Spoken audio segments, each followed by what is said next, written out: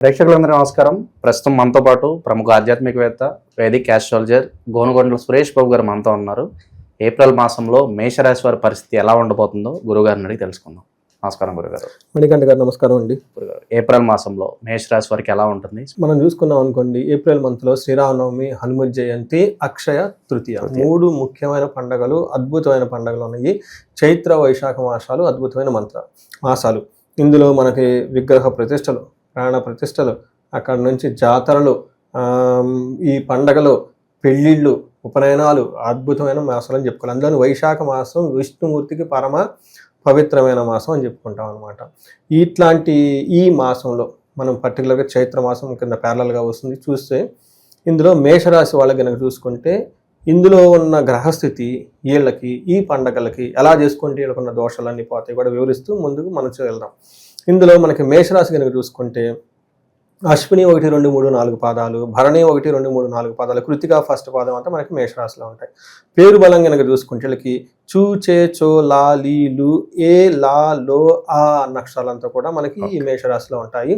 అయితే మనకి గ్రహస్థితిని ఎక్కడెక్కడ ప్లానెట్స్ ఉన్నాయి మనం చూసుకుంటే సూర్యుడు సంచారం మేషంలో, బుధ శుక్రుడు మీనరాశిలోను, కుజుడు వచ్చేటప్పటికి కర్కాటక రాశిలో ఉన్నారు. ఈ యొక్క గ్రహస్థితిని బట్టి మనం కనుక చూసుకుంటే మనకి లఘు గోచారం, సూక్ష్మ గోచారం ప్రకారం సూర్యుడు వీళ్ళకి ఫస్ట్ హౌస్లో ఉండటం వల్ల స్థాన నాశనం, అంటే ఉద్యోగంలో చేంజెస్ వచ్చే అవకాశం ఎక్కువగా ఉంది. అది కూడా స్ట్రెస్ఫుల్గా ఉంటుందని మనం గమనించుకోవాలి. కుజుడు వల్ల రిపప్రియం, శత్రువుల పైన వీళ్ళకి విజయం ఉంటుంది. బుధుని వల్ల పరాభవం, అవమానం జరిగే అవకాశం ఎక్కువగా ఉంటుంది. శుక్రుని వల్ల ధనం, రావాల్సిన ధనం ఆగిపోయే అవకాశం ఎక్కువగా ఉంటుంది. అంటే ధనం వీళ్ళకి రావాలి అనుకుంటే ఆ ధనం వీళ్ళకి ఎక్కువగా రాకుండా ఆగిపోయే అవకాశం ఎక్కువగా ఉంది.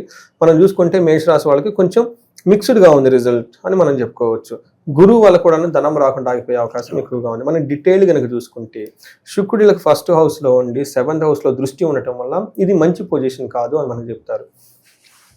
మనకి మహర్షులు సంస్కృతంలో ఏం చెప్తారంటే దేహార్తి సత్వం, సంతాపకాలతిక్రమణ భోజనం, బంధుమిత్ర సుహృద్వేష, చంద్రరాశి గతో సూర్యో అని చెప్తారు. అంటే దేహాతి శరీరం నందు బాధగా ఉండటం, మనసులో సంకోచము, అకాలంగా భోజనం చేయటం, బంధుమిత్రులతోటి తర్వాత మిత్రులతోటి గొడవలు అయ్యే అవకాశం ఎక్కువగా ఉంటుంది, ధన నష్టము అని కూడా చెప్తారు. అంతేకాకుండా 7th హౌస్లో ఉండటం వల్ల, దృష్టి ఉండటం వల్ల మనకేం చెప్తారంటే ఫిజికల్గా హెల్త్ రావటం, హెల్త్ బాగోలేకపోవటం, తర్వాత భార్య మధ్య గొడవలు రావటం, పార్ట్నర్స్ మధ్య గొడవలు రావటం, ఇవన్నీ ఎక్కువ ఉంటాయి అన్నమాట. ఇంతేకాకుండా కుజుడు వీళ్ళకి 4వ ఇంట్లో ఉండి మిక్స్డ్ రిజల్ట్ ఇస్తుంటారు అనమాట. ఒక రకంగా మంచి చేస్తారు. ఏ విధంగా అంటే 11th హౌస్ని చూడటం వల్ల ధనలాభము, సంతోషము, ఆరోగ్యము, ఇష్టసిద్ధి అన్నీ ఉంటాయి. కానీ వీళ్ళకి 7th హౌస్లో ఉండటం వల్ల బంధువులతో గొడవలు, భార్యతో మాట పట్టింపులు, అనారోగ్యం వచ్చే గొడవలు వచ్చే అవకాశం ఎక్కువగా ఉంటుంది. ఐ డిసీజెస్ ఎక్కువ ఉంటుంది. తర్వాత 4వ ఇంట్లో ఉండటం వల్ల ఏమని చెప్తారంటే భాగ్యము తగ్గుట, క్రూర బుద్ధి, బంధువులతో గొడవలు, ఆరోగ్య భంగం, బంధువుల వల్ల చిరాకులు జరుగుతుంటే మిత్ర ద్రోహం, మిత్రులు వీళ్ళని ద్వేషిస్తారు, అంటే నమ్మక ద్రోహం చేస్తారు. స్థాన భ్రంశం, ఇది చాలా ఇంపార్టెంట్. జాబులు పోయే అవకాశం ఎక్కువగా ఉంది. ఆ జాబ్లో స్ట్రెస్ ఉండే అవకాశం కూడా ఎక్కువగా ఉంటుంది. ఈ రాశి వాళ్ళు కొంచెం జాగ్రత్తగా ఉండాలి. ఎందుకంటే ఈ రాశిలోనే సూర్యుడు ఉండటం వల్ల ఇది మంచి పొజిషన్ కాదని మనం తెలుసుకోవాలి. దాంతోపాటు కుజుడు కూడాను కొంచెం ఇబ్బంది పెట్టే స్థితిలో ఉన్నారు కాబట్టి కొంచెం గమనించాలి.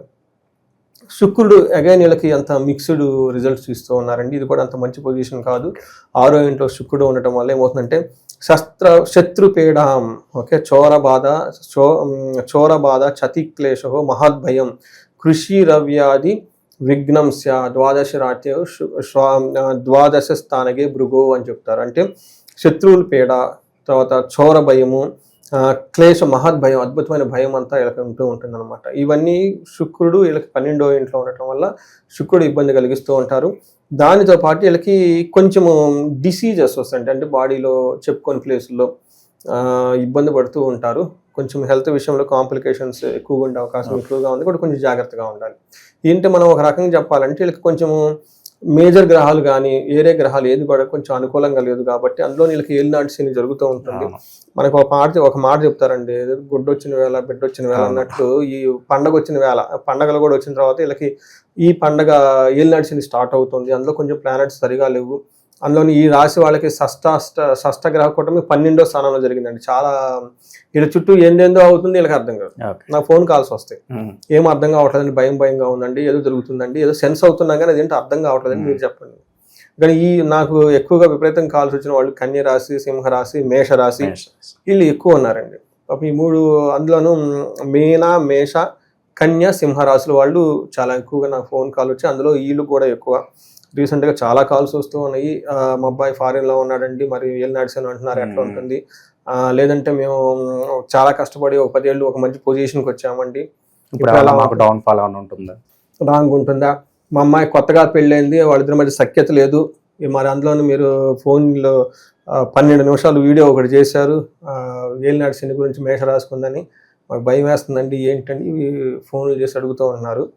సో వాళ్ళ ఇండివిజువల్ జాతకం కూడా చూపించుకోవడం చాలా చాలా ముఖ్యం. గోచారం మనకు ఒక 30-40% మాత్రమే ఇంపాక్ట్ ఉంటుంది.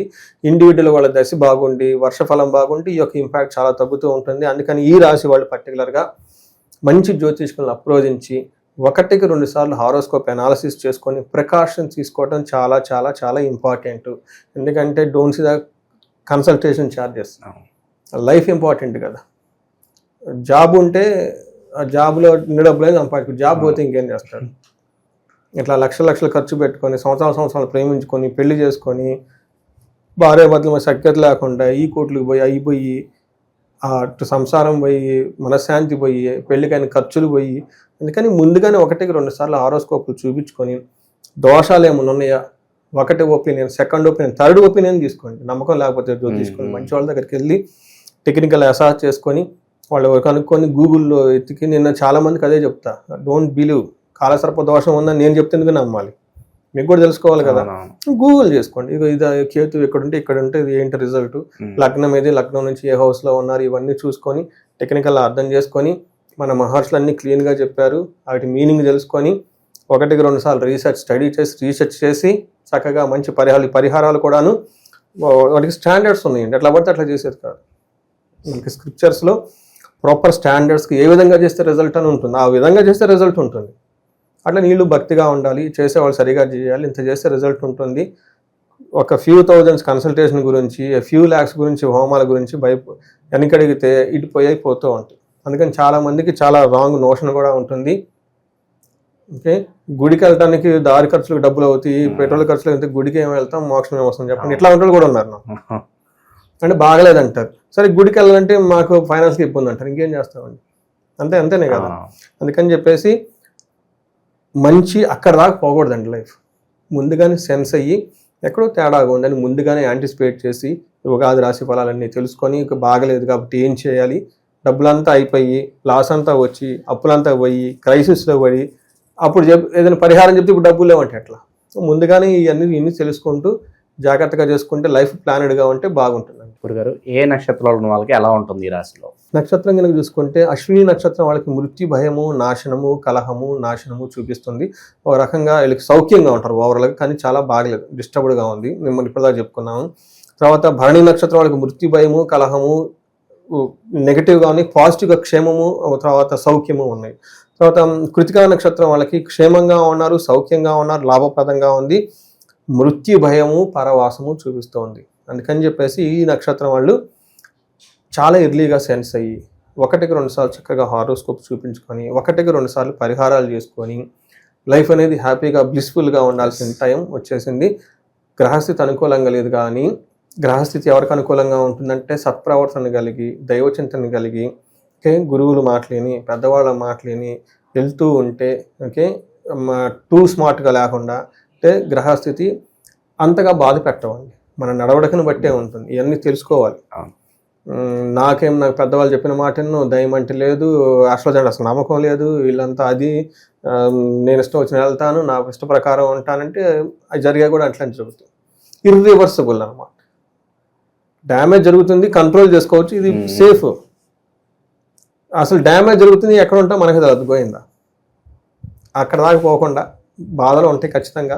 అవి కంట్రోలబుల్లో, ఒక సేఫ్లో, ఒక లిమిటెడ్లో, బేరబుల్ సిచ్యువేషన్లో పెట్టుకొని చక్కగా ముందుకెళ్ళిపోవాలని చెప్పేసి మేషరాశి వాళ్ళకి ఈ పండగలు 3 పండగలు మనకు అదృష్టం కొద్ది దొరికినాయి. ఈ మేషరాశి వాళ్ళకి అదృష్టం కొద్ది 3 పండగలు వచ్చినాయి. ఒకటి శ్రీరామనవమి, జాబ్లో ప్రాబ్లం ఉన్నా తర్వాత హైయర్ లెవెల్ పొజిషన్స్ రావాలన్నా, భార్యాభర్త మధ్యలో గొడవలు ఉన్న, డైవర్స్ కేసులు దాకా పోయినా, తర్వాత అన్యోన్యత లేకపోయినా, ఒక పండగ 1,00,000 సమస్యలకు సొల్యూషన్ అనేది శ్రీరామ రక్ష స్తోత్రం లాగా శ్రీరామ రక్ష స్తోత్రం చదువుకొని చక్కగా శ్రీరామ పండుగని భక్తి శ్రద్ధలుగా చేసుకొని ఆ దోషాలని పోగొట్టుకోవాలని చెప్పి కోరుకుంటున్నాం. రెండోది, ఏలినాడికి సంబంధించిన దోషాలు ఈ రాశి వాళ్ళకి పట్టుకుంటుంది కాబట్టి హనుమత్ జయంతి, హనుమాన్ నామం, హనుమాన్ చాలీసా చదివే టైం వీళ్ళకి వచ్చేసింది. అది ఖచ్చితంగా ఈ పండగ నుంచి స్టార్ట్ చేయండి. ఓకే. ధనం మూలం ఇదని జగత్. ఓకే, ఐశ్వర్యం లేకపోతే పెద్ద పెద్ద మునులకి యోగులు కూడా దరిద్రులైపోతారండి. అంత సాక్షాత్తు తిరుపతి వెంకటేశ్వర స్వామి వైకుంఠం వదిలేసి పొట్ల పడి ఉన్నారు. కానీ లక్ష్మి ఉండాలి ప్రతి ఒక్కరికి. అవును కదండి, ఉదయం లెగిస్తే కావాల్సింది లక్ష్మే కదా. అందుకని లక్ష్మీదేవిని అవమానించకూడదు. లక్ష్మీదేవి లేకపోతే ఏమీ లేదు. అందుకని చెప్పి మన అదృష్టం కొంది ఈ మంత్లో మనకి అక్షయ తృతీయ వస్తుంది కాబట్టి క్షయం లేకుండా వీళ్ళింటి నిండా ఈ పర్టికులర్గా ఈ మేషరాశి వాళ్ళ ఇంట్లో అష్టైశ్వర్యాలు ఉండాలి, భోగభార్యకాలు ఉండాలి, చక్కగా ఉండాలని ఎవరికైనా గనక సెన్స్ అవుతున్నారు ముందుగానే అనుకుంటే వీళ్ళు ఖచ్చితంగా విశేషంగా కుబేర పాశుపత అభిషేకాన్ని చేసుకోవటం, దానితో పాటు ధనం వీళ్ళింట్లో నిలవ ఉండటానికి, శీఘ్ర ధన ప్రాప్తికి, విశేష లక్ష్మీ అమ్మవారి మహాలక్ష్మి సంపుటీకరణ చేసిన మంత్రాలతో హోమాలు, యజ్ఞాలు ఇవన్నీ చేస్తే చక్కగా వాళ్ళ ఇంట్లో అమ్మవారు చేసుకొని ఉంటుంది. వాళ్ళకి రాబోయే ప్రమాదాల నుంచి చక్కగా మనం నివారించుకోవచ్చు. మేషరాశి వారికి ఓవరాల్గా ఈ నెలంతా కూడా ఎలాంటి ఫలితాలు ఉండబోతున్నాయి చాలా చక్కగా వివరించారు గురుగారు. ధన్యవాదాలు. ధన్యవాదాలు.